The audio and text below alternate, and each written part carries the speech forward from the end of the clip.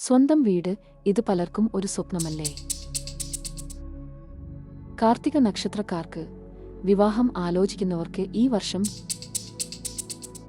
നിങ്ങളുടെ കഴിവുകൾ പ്രകടിപ്പിക്കുന്നുണ്ടോ? നിങ്ങളുടെ കഴിവുകൾ മറ്റുള്ളവർ ഇത്രയും നല്ല കാര്യങ്ങൾ ഉണ്ടെങ്കിലും നിങ്ങളുടെ ആരോഗ്യം ഈ വർഷം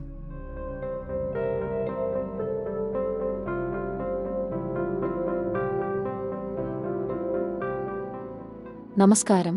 സ്റ്റുഡിയോ ആസ്ട്രോയുടെ ഈ ആത്മീയ ജ്യോതിഷ ചാനലിലേക്ക് എല്ലാ പ്രിയപ്പെട്ട പ്രേക്ഷകർക്കും ഹൃദയം നിറഞ്ഞ സ്വാഗതം.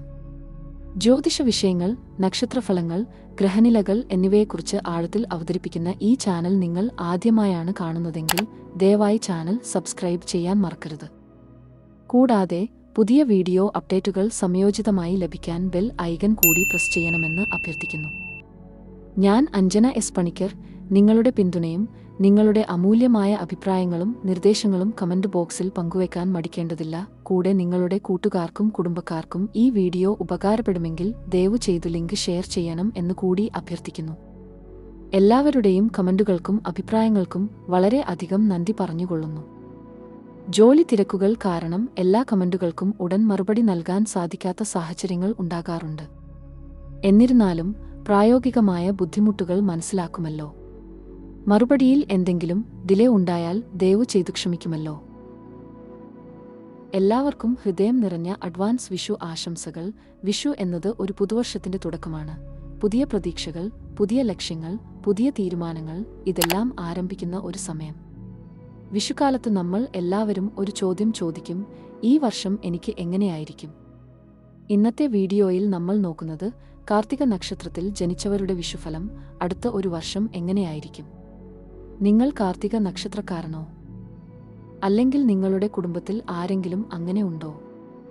അങ്ങനെയെങ്കിൽ ഈ വീഡിയോ നിങ്ങൾക്കായി തന്നെയാണ്. നിങ്ങൾക്ക് ഒരിക്കലെങ്കിലും ഇങ്ങനെ തോന്നിയിട്ടുണ്ടോ: എന്റെ പരിശ്രമങ്ങൾക്കൊക്കെ ഫലം കിട്ടുന്ന സമയം എപ്പോഴാണ് വരുന്നത്? അല്ലെങ്കിൽ എനിക്ക് വേണ്ട ജീവിതം എപ്പോൾ ലഭിക്കും? എങ്കിൽ ഈ വർഷം ആ ചോദ്യങ്ങൾക്ക് ഉത്തരം ലഭിക്കുന്ന ഒരു കാലഘട്ടമായിരിക്കും.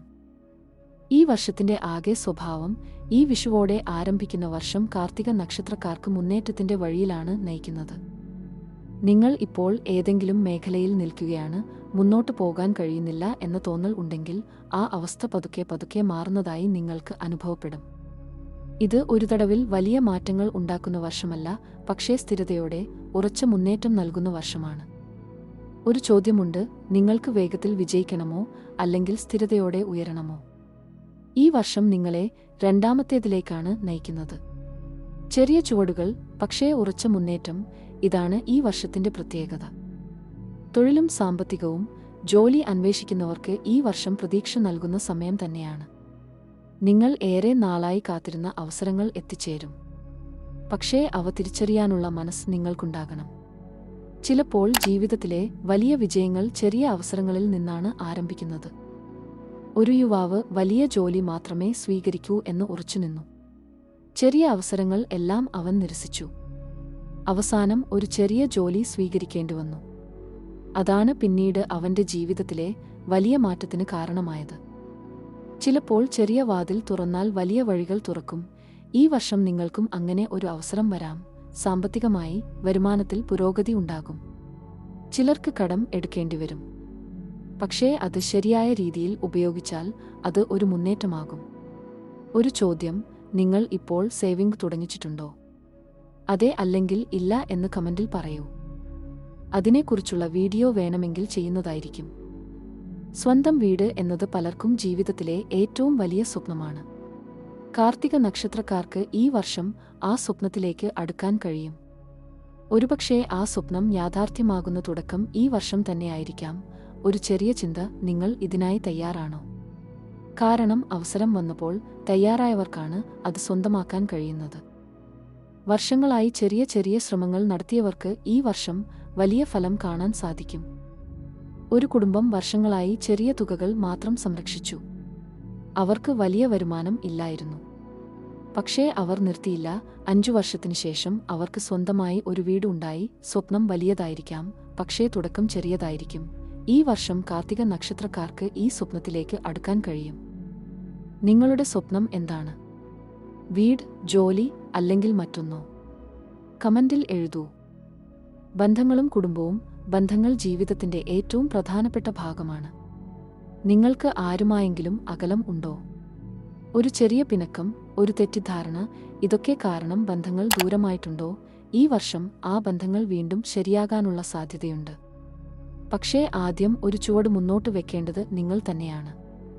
ചിലപ്പോൾ ഒരു ചെറിയ സന്ദേശം, ഒരു ഫോൺ വിളി, അല്ലെങ്കിൽ ഒരു ക്ഷമിക്കണം എന്ന വാക്ക്, ഇത്രയും മതിയാകും. ഒരു ചെറിയ കഥ. 2 സഹോദരങ്ങൾ വർഷങ്ങളായി സംസാരിച്ചിരുന്നില്ല. ഒരു ദിവസം ഒരാൾ തന്നെ മുന്നോട്ട് വന്ന് സംസാരിക്കാൻ തുടങ്ങി. അതോടെ അവരുടെ ബന്ധം പഴയതിലും ശക്തമായി. ഈ വർഷം നിങ്ങൾക്കും അത്തരമൊരു അനുഭവം ഉണ്ടാകാം. ചിലപ്പോൾ ഒരു ചെറിയ ചുവട് മതി. ഈ വർഷം നിങ്ങളുടെ ബന്ധങ്ങൾ മെച്ചപ്പെടും. വിവാഹവും വ്യക്തിജീവിതവും. വിവാഹം ആലോചിക്കുന്നവർക്ക് ഈ വർഷം നല്ല അവസരങ്ങൾ ലഭിക്കും. നിങ്ങൾ ഏറെ നാളായി കാത്തിരുന്ന ഒരു ബന്ധം ഈ വർഷം സാക്ഷാത്കരിക്കപ്പെടാൻ സാധ്യതയുണ്ട്. പക്ഷേ ഒരു ചോദ്യം, നിങ്ങൾ തയ്യാറാണോ?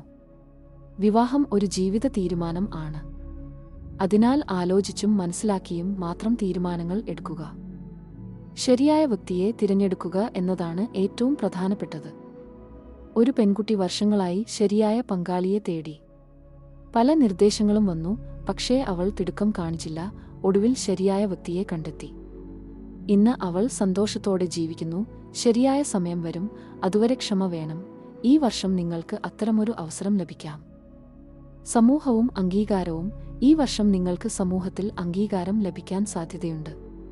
നിങ്ങൾ ചെയ്യുന്ന കാര്യങ്ങൾ മറ്റുള്ളവർ ശ്രദ്ധിക്കാൻ തുടങ്ങും. ഒരുപക്ഷേ നിങ്ങൾക്കുള്ള കഴിവുകൾ കൂടുതൽ ആളുകളിലേക്ക് എത്തും. നിങ്ങൾക്ക് എന്തെങ്കിലും കഴിവുണ്ടോ? പാടാൻ, എഴുതാൻ, സംസാരിക്കാൻ, സൃഷ്ടിക്കാൻ. എങ്കിൽ അത് മറച്ചുവെക്കാതെ പുറത്തു കൊണ്ടുവരിക. കാരണം ഈ വർഷം നിങ്ങളുടെ കഴിവുകൾക്ക് വില ലഭിക്കുന്ന സമയം കൂടിയാണ്. നിങ്ങളുടെ കഴിവുകൾ ഈ വർഷം കൂടുതൽ ആളുകൾക്ക് മുന്നിൽ വരും. നിങ്ങളുടെ കഴിവുകൾ മറച്ചുവെക്കരുത്. കലയും സൃഷ്ടിപരതയും. കലാപരമായ കഴിവുകൾ ഉള്ളവർക്ക് ഈ വർഷം വളരെ അനുകൂലമാണ്. നിങ്ങളുടെ ഉള്ളിലെ സൃഷ്ടിപരമായ ചിന്തകൾ കൂടുതൽ ശക്തമാകും. നിങ്ങൾ ചെയ്യുന്നതിൽ കൂടുതൽ പുതുമയും ആകർഷണവും ഉണ്ടാകും. നിങ്ങൾക്ക് എന്തെങ്കിലും സൃഷ്ടിക്കാൻ തോന്നുന്നുണ്ടോ? അത് വൈകിക്കരുത്. കാരണം ഈ വർഷം നിങ്ങൾ ചെയ്യുന്ന സൃഷ്ടികൾ മറ്റുള്ളവരെ സ്വാധീനിക്കാൻ കഴിയും. നിങ്ങൾക്ക് എന്തെങ്കിലും തുടങ്ങണമെന്ന് തോന്നുന്നുണ്ടോ? ഒരു പുസ്തകം എഴുതുക, ഒരു ചിത്രം വരയ്ക്കുക, ഒരു സംരംഭം തുടങ്ങുക. ഈ വർഷം തുടങ്ങാൻ ഏറ്റവും നല്ല സമയമാണ്. ആരോഗ്യം. ജീവിതത്തിലെ എല്ലാ നേട്ടങ്ങൾക്കും അടിസ്ഥാനമാണ് ആരോഗ്യവ. ഈ വർഷം നല്ല അവസരങ്ങൾ ഉണ്ടെങ്കിലും ആരോഗ്യത്തിൽ അലംഭാവം കാണിക്കരുത്. നിങ്ങളുടെ ശരീരവും മനസ്സും ഒരുപോലെ ശ്രദ്ധിക്കണം. നിങ്ങൾ നിങ്ങളെക്കുറിച്ച് ശ്രദ്ധിക്കാറുണ്ടോ?